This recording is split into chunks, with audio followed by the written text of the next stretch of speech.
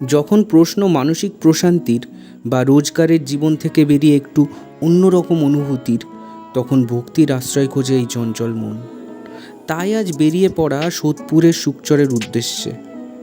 গোবরডাঙ্গা থেকে বেরিয়েছি গাড়িতে। ঘন্টা দুয়েকের বেশি সময় লাগবে, রাস্তায় জ্যাম থাকলে আরও বেশি। ঘন্টা দুয়েক সময় লাগলো পৌঁছাতে। সামনে অপার গঙ্গা। আমরা বাবা পঞ্চাননতলা ঘাটে পৌঁছালাম। পঞ্চাননতলা ঘাট লাগোয়া একদিকে পাইনদের জমিদার বাড়ি আর একদিকে কাঠিয়া বাবার আশ্রম। আমরা পৌঁছে গেছি পঞ্চাননতলা ঘাট। এর পিছনে রয়েছে গঙ্গা, আর গঙ্গার ঠিক পাশেই রয়েছে কাঠিয়া বাবার আশ্রম। আর কাঠিয়া বাবার আশ্রমের এই অপোজিট সাইডেই রয়েছে শ্রী শ্রী রাধা গোবিন্দের মন্দির। এটা মেনলি হচ্ছে পাইনের ঠাকুর বাড়ি। গঙ্গার ঘাটটা আমরা ঘুরে নিয়েছি, তাহলে এবার চলুন আশ্রমের ভিতরে যাই। আশ্রমে ঢোকার পরেই অদ্ভুত আবেগ আর পরম ব্রহ্মের টানে মন যেন আনন্দে ভরে উঠছে।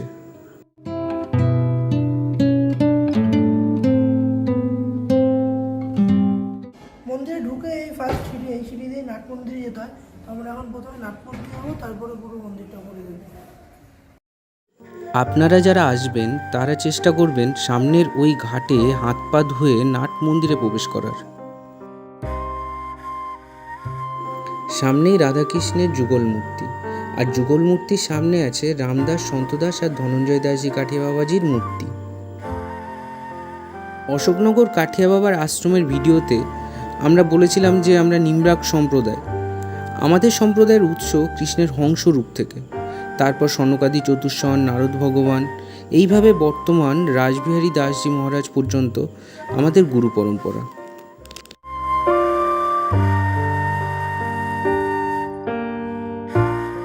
এই আশ্রমের যিনি মহন্ত, পরম পূজনীয় ডক্টর বৃন্দাবন বিহারী দাসজি মহারাজ, যিনি আমার গুরুদেব। তবে যারা এখানে আসবেন অনুমতি নিয়ে তবেই ফটো বা ভিডিও তুলবেন। আমিও অনুমতি নিয়েই ভিডিও শ্যুট করছি।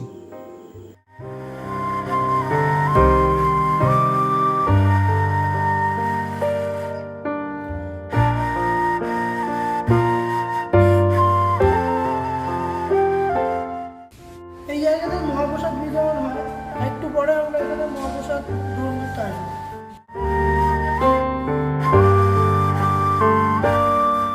প্রসাদের সময় হয়েছে, তাই প্রসাদ গ্রহণ করে আপনাদেরকে আরও অনেক কিছু দেখাবো।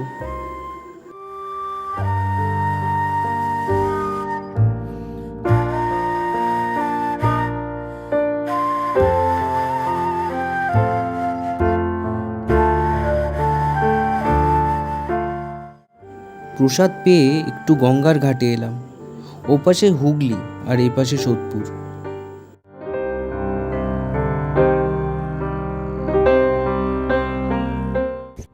আশ্রমের মধ্যে দুটো ঘাট আছে, এটা হলো প্রথম ঘাট, আর সেকেন্ড ঘাটটা ওপাশে রয়েছে। সেকেন্ড ঘাটে মেনলি ওটা খোলা হয় না, এখানেই সবাই স্নান করে।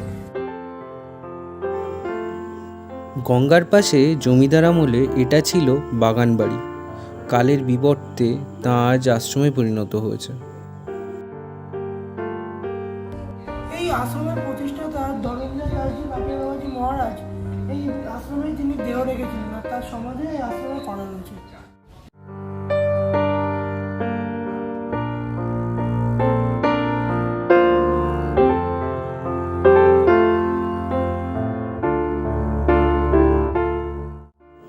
এই আশ্রমের প্রতিষ্ঠাতা শ্রী শ্রী ধনঞ্জয় দাসজি মহারাজ।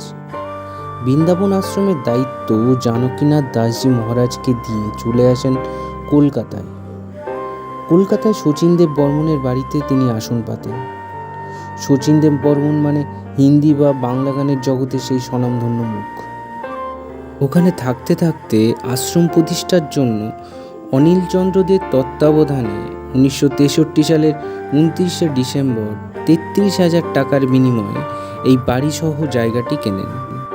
এরপর 1964 সালের 23শে ফেব্রুয়ারি এক শুভ লগ্নে এই আশ্রম প্রতিষ্ঠা করেন।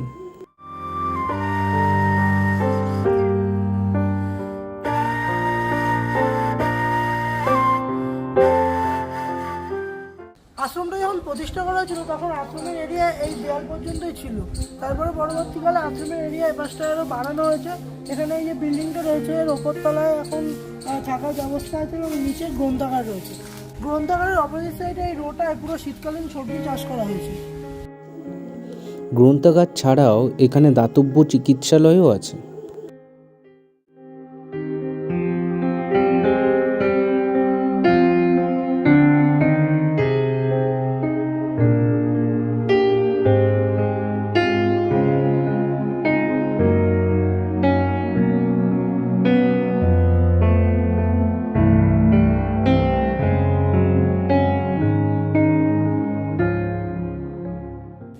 আশ্রমের মধ্যে এইটাই হলো সেই সেকেন্ড ঘাট, যেটা এই তালা মারা রয়েছে বন্ধ, এখানে নামতে দেওয়া হয় না। আর এখানে গঙ্গা, যমুনা, সরস্বতী এবং এখানে হনুমানজির মন্দির রয়েছে।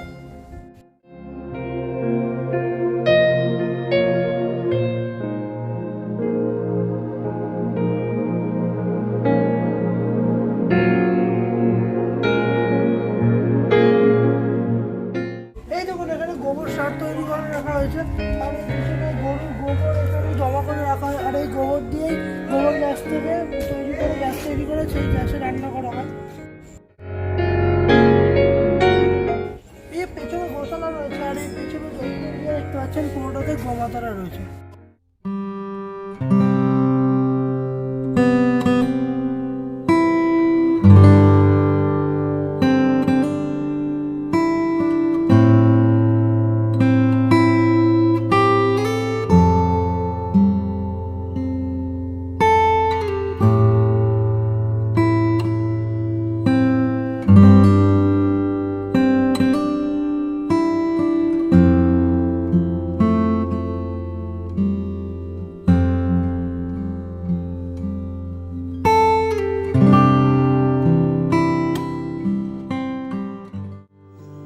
সামনে যজ্ঞগৃহ, এখানে বিশেষ বিশেষ দিনে যজ্ঞ করা হয়।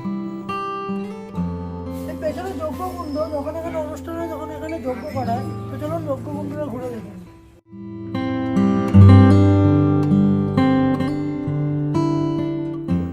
বিভিন্ন আকৃতির যজ্ঞকুণ্ড, আর প্রতিটা যজ্ঞকুণ্ড 4 থেকে 5 ফুট গভীর।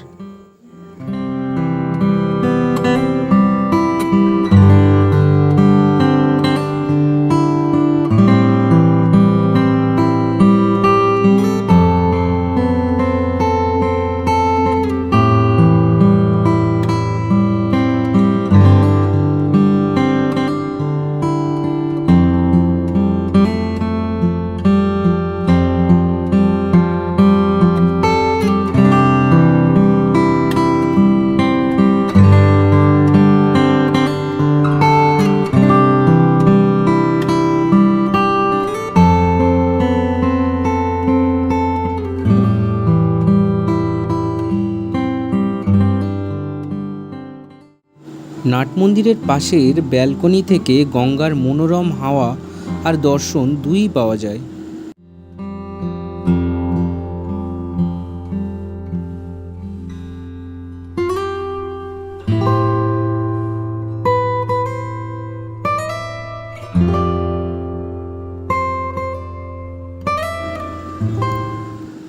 এখানে আশ্রমের মহন্ত মানে বৃন্দাবন বিহারী দাসজি ভক্তদের দর্শন দেন।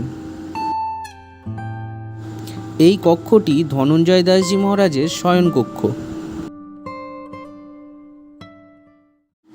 আশ্রমে আসার পর নাট মন্দিরেই প্রথম এসেছিলাম, কিন্তু নাট মন্দিরটা ভালোভাবে দেখাতে পারিনি, তার কারণ এখানে বেশ ভিড় ছিল। এখন দেখুন মূল মন্দির।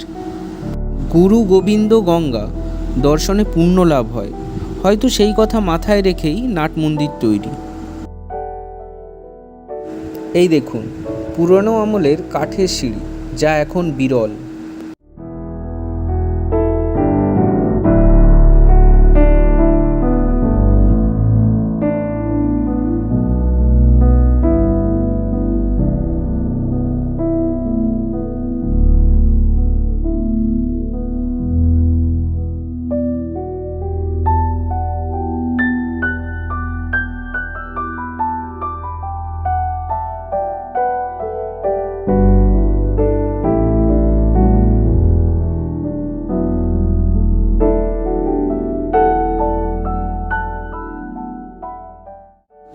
এটা আশ্রমের বাইরে ৫৫তলা ঘাট, আর ঘাটের পাশেই বসবার জায়গা আছে। চাইলে এখানে বসে গঙ্গার রূপ আস্বাদন করতেই পারেন।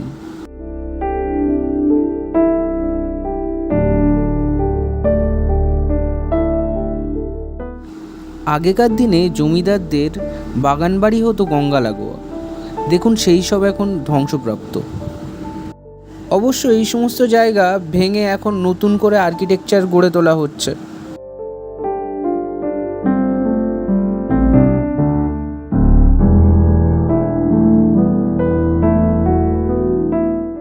এখন আমরা কাঠিয়া বাবার আশ্রম থেকে বালক ব্রহ্মচারী আশ্রমের দিকে যাচ্ছি। আগে পাইন বাড়ির ভেতর দিয়ে যাওয়া যেত, কিন্তু এখন ওপাশে গেটে তালা দেওয়া, তাই জন্য আমাদেরকে একটু ঘুরেই যেতে হচ্ছে।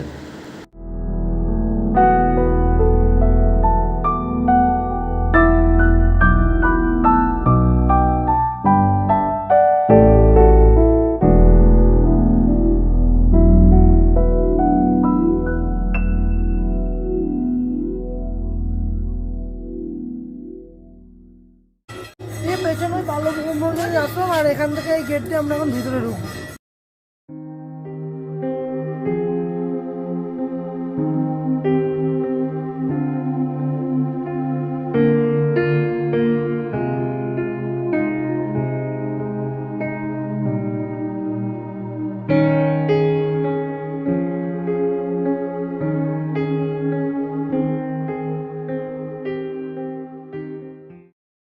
বালক ব্রহ্মচারী ধাম দর্শনের সময় হলো সকাল 11টা থেকে বিকাল 10:30টা পর্যন্ত।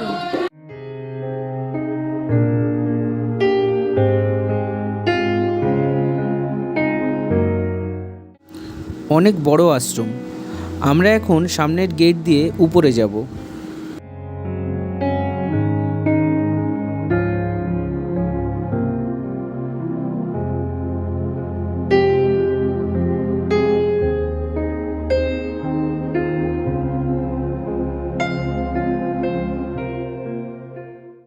এটা ঠাকুরের সিংহাসন। ঠাকুর এখানে বসেই ভক্তদেরকে দর্শন দিতেন।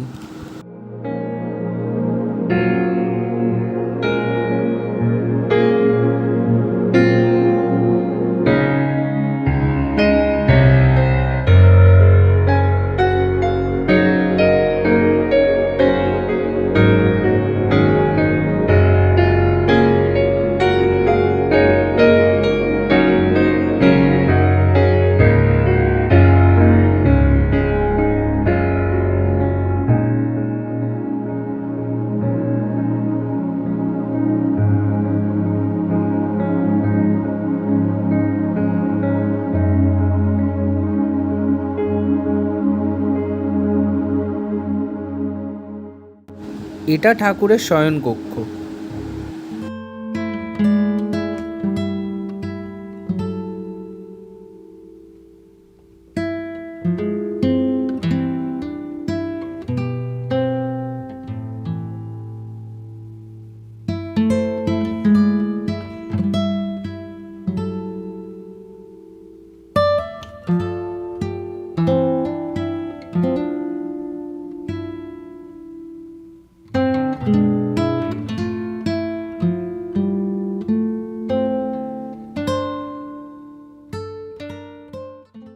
বালক ব্রহ্মচারী আশ্রম আমাদের ঘোরা হয়ে গেছে। এখন এখান থেকে আমরা লক্ষ্মীনারায়ণ মন্দিরের দিকে যাবো। এই জায়গাটার নাম হলো আশ্রম পাড়া।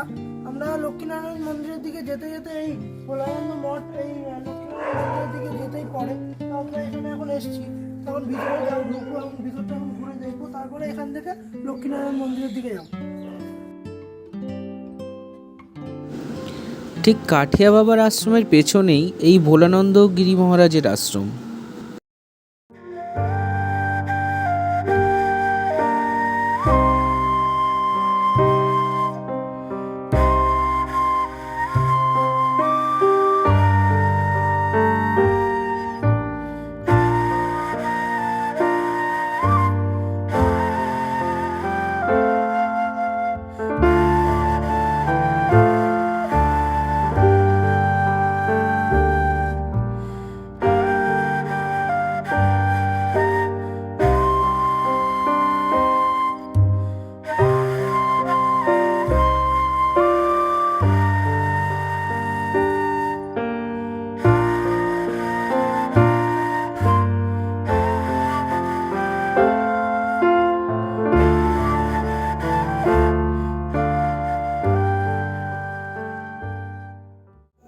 সামনে দেখতে পাচ্ছেন ভবা পাগলার আশ্রম।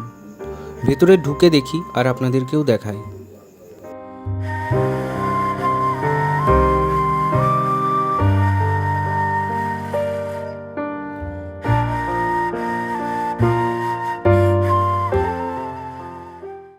এখন আমরা ভবা পাগলার আশ্রমে ঢুকবো।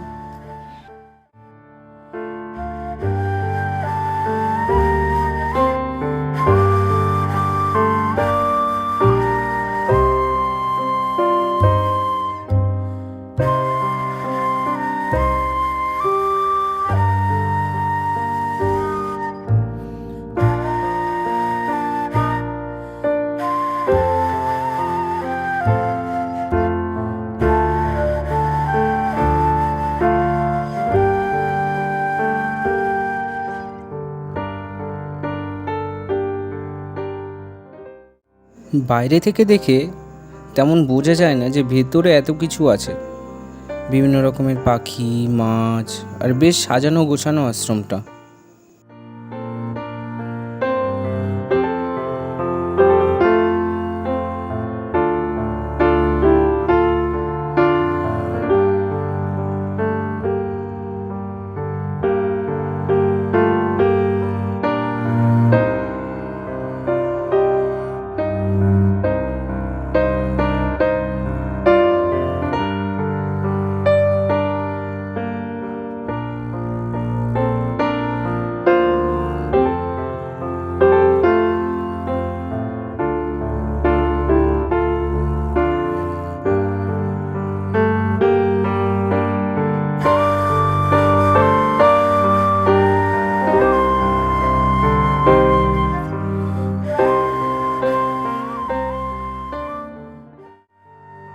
ভবা পাগলার আশ্রম থেকে বেরিয়ে সামনে গঙ্গার ঘাটের দিকে যাচ্ছি।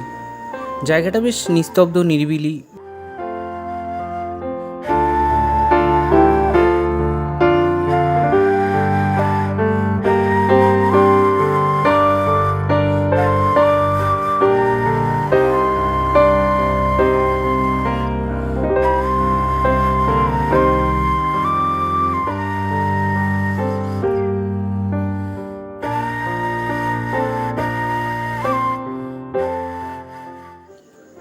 এই দেখুন কত কার্তিক ঠাকুর ফেলে গেছে এখানে।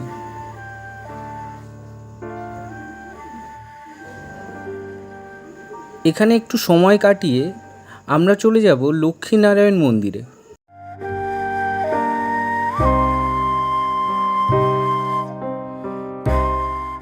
অবশেষে আমরা লক্ষ্মীনারায়ণ মন্দিরে চলে এসেছি, তো চলুন ভিতরে গিয়ে দেখা যাক।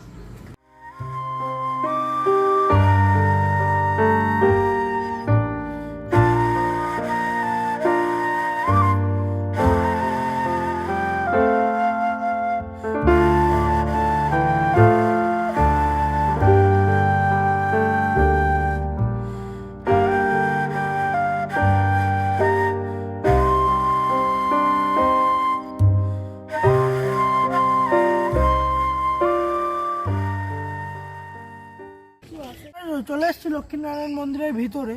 তো এই পিছনেই দেখতে পাচ্ছেন, এটাই হলো মেন মন্দির। আর এই মন্দিরে আটবার শত্রু আক্রমণ করেছে এবং সোনা, রূপো, ধন দৌলত এগুলো সব লুট করে নিয়ে গেছে।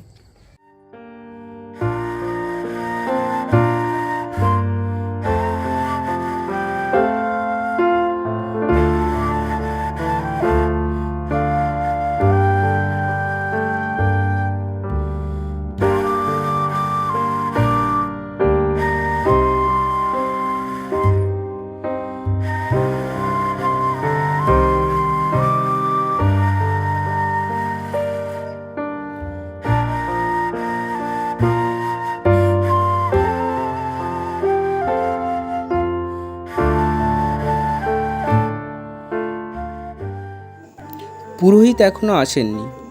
আগে একবার দেখা হয়েছিল পুরোহিতের সাথে, তখন জানতে পেরেছিলাম এখানে রবীন্দ্রনাথ ঠাকুর, অতুল প্রসাদের মতো গুণীজনরা এখানে এসেছিলেন।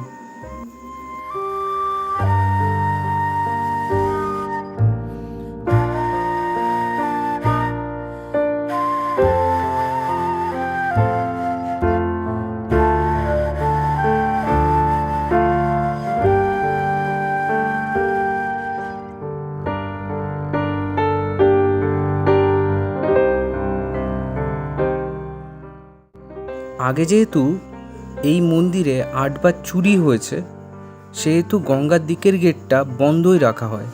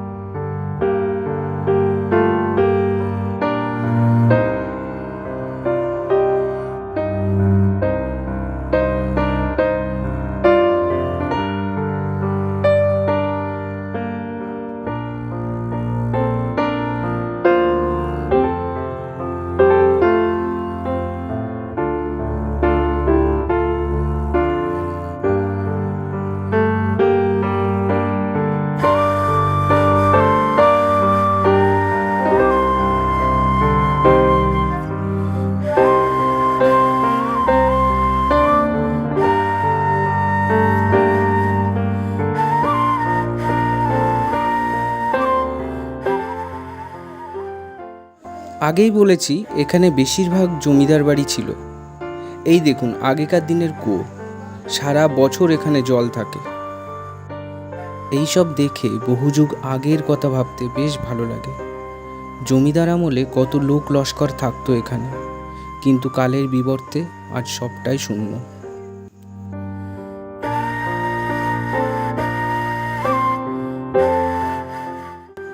এবার দেখাবো পাইন বাড়ির দোলমঞ্চ। দেখলে খানিকটা বুঝতে পারবেন জমিদার আমলের সাবেকিয়ানা। জমিদারদের বসবার যে জায়গাগুলো আজও সেই আগের মতোই রয়ে গেছে।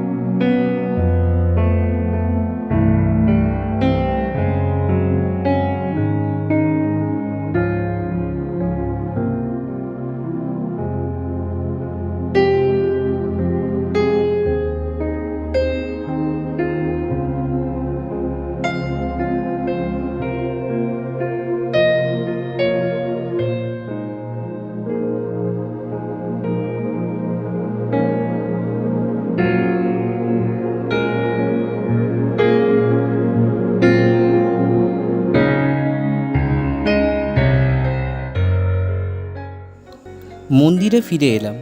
সন্ধ্যা আরতি শুরু হয়ে গেছে। সন্ধ্যা আরতি শেষ করে আমরা রওনা দেব বাড়ির পথে।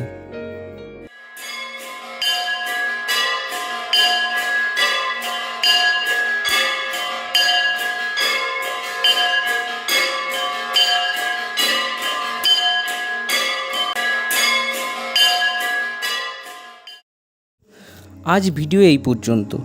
কেমন লাগলো আপনারা অবশ্যই কমেন্টে জানাবেন। ভালো লাগলে লাইক সাবস্ক্রাইব করবেন, আর সাবস্ক্রাইব করার সময় পাশে থাকা বেল আইকনটি প্রেস করে দেবেন, যাতে আমরা নতুন কোনো ভিডিও আপলোড করলে তার ইনস্ট্যান্ট নোটিফিকেশান আপনার কাছে পৌঁছায়।